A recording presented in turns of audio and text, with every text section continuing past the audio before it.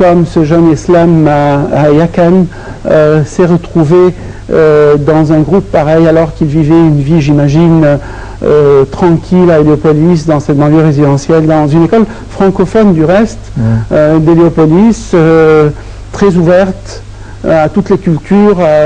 Comment se fait-il, comment expliquer l'attrait de Daesh pour ces jeunes gens? Moi j'ai deux réponses à ça. La première est en relation un peu avec les jeunes qui sont un peu, disons, désœuvrés, désenchantés. C'est aussi, si vous avez suivi un peu ce qui a été mentionné dans le Haram il y a 2 jours de cela, il y avait une conférence qui a été faite, le président, le directeur général, le rédacteur en chef, ils ont invité des jeunes de toutes tendances confondues, politiques je parle. Ils ont entendu un peu tout ce qu'ils avaient à dire. Et si vous suivez un peu ce qui a été dit, ces jeunes sont désenchantés. Ils sont... il y a eu ils avaient beaucoup d'espoir suite à la révolution et malheureusement beaucoup de cela n'a pas été concrétisé. En plus de cela, ils sont en train d'observer un retour un peu à un régime, à l'avis de certains, beaucoup d'ailleurs, policier. Au régime de Moubarak. Un peu. Avec l'application un peu des mêmes méthodes, des méthodes brutales. Oui, mais est-ce que c'est suffisant pour pousser quelqu'un à aller vers quelque chose de pire? Pourquoi pire? S'il y a quelque chose, justement j'en parlais à l'extérieur, il y a quelque chose au sein de Dar el-Ifta en Égypte qui s'appelle Marsad, ça veut dire l'observatoire des Fatah ou Takfiriya. Très intéressant. C'est un département au sein de Dar el-Ifta qui vous dit que la raison essentielle, cet afflux de jeunes au sein de Daesh, c'est une raison religieuse. C'est-à-dire qu'ils ont des idées qui sont des idées globales, je parle du califat, etc., etc., et ils osent appliquer ce que les salafistes vous disent théoriquement. Ce qu'on appelle, entre guillemets, c'est un islam rigoureux, lecture littérale du Coran, etc., mais c'est un peu ce qui a été dit pendant les quelques années qui ont passé à travers les cheikhs que vous avez probablement suivis vous aussi de temps en temps, qui sont Abu Ishaq al-Hawani, qui sont etc., etc. Cette lecture rigoureuse, littérale des textes, pas seulement coraniques, apparemment incite beaucoup de jeunes à vouloir l'appliquer. Est-ce qu'il est dit textuellement pour l'appliquer qu'il faut couper la tête aux gens? Il y a des textes qui donnent un sous-entendu de cela. Il y a un verset, je vous donne un seul exemple, c'est suffisant, j'en ai beaucoup, mais il y a une sourate dans le Coran qui est sourate Al-Anfal, je pense que c'est le verset 68, qui vous parle par exemple que le prophète n'a pas le droit de prendre des prisonniers. Cette sourate est descendue reliée à Ghazwat Badr. Pourquoi? Pour des raisons de... Ils avaient pensé à ce moment-là prendre des prisonniers pour pouvoir les échanger. C'est une longue histoire, je n'entre pas dans le détail, mais je parle de la lecture littérale. Comment Daesh a appliqué la sourate, on ne prend pas de prisonniers. On leur coupe leur tête et on les tue. C'est simple que ça. Ça, c'est une application littérale d'un verset qui a un contenu tout à fait différent. Il y a un événement qui est relié à ce verset. L'application de cet événement change complètement l'application de ce que Daesh fait. Il y a d'autres connotations. Daesh jette certaines personnes par-dessus les montagnes. Daesh a une violence que vous allez trouver dans certaines traditions islamiques, malheureusement. Des textes, on sait, si jamais vous suivez un grand savant du Azhar, que ces textes sont des textes qui ont été un peu, disons, mis dans les traditions islamiques. On appelle ça les hadiths al-mawdoua. Entre autres, par exemple, il y a des compagnons du prophète, comme Ibn Mas'ud, qui est très connu, qui aurait, pendant la mort d'Abu Bakr, il était en train de mourir, il a coupé la tête et les oreilles.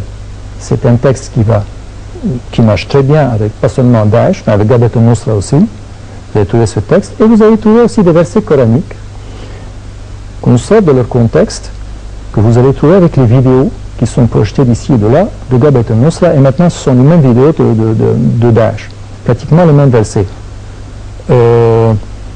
qui sont des versets qui poussent à la lutte armée pour des raisons qui ne sont pas mentionnées. Alors vous prenez le verset et vous l'appliquez à quiconque vous considérez comme être votre ennemi. Des versets coraniques, des textes, des recueillements du prophète, etc., etc. Tout ceci, entre guillemets, vous allez le trouver, en gros, dans le Fatah d'Ibn Taymiyyah. Est-ce que ces jeunes gens-là suivent tout ça? Ça leur est dit. Et parce que ça leur est dit, c'est fini? Ça passe. Et puis il y a certaines... Vous savez, je vous dis quelque chose aussi... Par exemple, excusez-moi de vous interrompre, mais on peut dire pas mal de choses, beaucoup de choses, mais ça peut ne pas passer. Que ce soit dans toutes les religions, il y a des gens qui exagèrent et il y a toujours des gens qui disent non, c'est pas comme ça. Et puis il y a le côté psychologique des choses. Bruni, ça a fait une émission il y a une semaine de cela avec un ancien membre de la confrérie qui a écrit un livre très intéressant qui a fait 10 volumes de la violence au sein des groupuscules islamiques, qui s'appelle Mukhtar Nour. À son avis, 70% des raisons pour lesquelles les jeunes sont attirés et œuvrent au sein de ces groupements, il a parlé, lui, de la Jama'a islamique, du djihad, il faisait partie des frères musulmans. Les raisons sont psychiques et psychologiques. Et il a dit à 70%. Il a fait un recueil, je parle d'un recueil de 10 volumes. Déjà, le premier volume est aussi gros que cela. Psychique et psychologique, c'est-à-dire, c'est des gens qui ont un complexe, qui se sentent seuls. Exactement. Et là, ils ont un groupe comme les sectes en Occident. Voilà. Ils ont besoin... Sauf que celles-ci sont très violentes. Ben, celles-là aussi sont très violentes. Oui. Ils ont besoin de se prouver. Alors, ils se sentent, comme je vous ai dit au début, désolés, désenchantés, marginalisés. Ils ont besoin de se prouver. Et en même temps, il y a un certain sentiment de « j'existe, je suis quelqu'un, je fais quelque chose, j'accomplis quelque chose ». Oui, quel que soit ce quelque chose. Il faut toujours écraser quelqu'un en voiture, on accomplit quelque chose. C'est juste, mais ça, sur le contexte religieux. Je vous rappelle que dans les sociétés comme ici, où il y a 40% d'analphabétisme, on parle au seuil de 40% d'analphabétisme, même ceux qui sont éduqués, entre guillemets, ne le sont vraiment pas. Donc, il y a le message religieux qui est à la base de toutes les sociétés arabo-musulmanes. Ça a été la clé. Ça a été connu par le pouvoir colonial depuis des années. Le pouvoir de la religion est le très grand pouvoir, le plus grand pouvoir qui existe dans ces sociétés. Alors si vous arrivez à manipuler ce genre cette force, entre guillemets, vous pouvez faire de ces gens ce que vous voulez. D'où le soutien des pays occidentaux aux frères musulmans? Et pas seulement aux frères musulmans, à Daesh. Parce que le soutien ou la formation Daesh a été créé en 2006. Ça s'appelait avant Jamaat al-Tawhid ou al-Jihad. Je vous rappelle que le patron aujourd'hui de Daesh, Abu Bakr al-Baghdadi, a œuvré au sein d'une prison à Bagdad sous la tutelle des Américains pendant 3 ans. Vous pouvez suivre ce qu'a dit le général Kenneth King à ce sujet. Donc c'est quelqu'un qui connaisse sur le bout des doigts. Daesh a aidé à faire la guerre contre la bête noire, qui est le régime de Hafez el-Assad. La bête noire, pas seulement des Américains, la bête noire des Israéliens, surtout des Israéliens, parce que l'ambassadeur d'Israël au président des États-Unis, il y a quelques jours, disait que pour nous, l'essentiel, c'est de faire la guerre. Notre ennemi essentiel, c'est celui qui est soutenu par les Iraniens. Même s'il œuvre avec l'Al-Qaïda, ça ne nous gêne pas tellement. Mais si jamais il est soutenu par les Iraniens, ça devient notre ennemi. Bien, mais il n'y a pas un risque quand on œuvre avec Al-Qaïda, parce que finalement, n'importe quel mécréant, entre guillemets, pourrait très bien dire un djihadiste, mais avant de faire la guerre aux musulmans, aux yazidis et aux chrétiens de la plaine de Ninive, commence par libérer Jérusalem. C'est-à-dire que c'est tac au tac.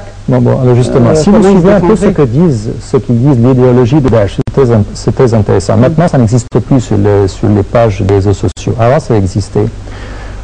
Le numéro 1, ça ne commence pas par ni les juifs, ni les mécréants, non. Ça commence par ce qu'on appelle le munafqin.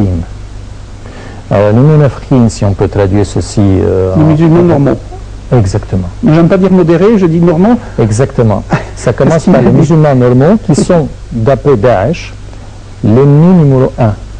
Parce que eux sont en train de manger la religion de dedans. Alors il faut commencer par eux, et quand on finit avec eux, on va se tourner vers les autres.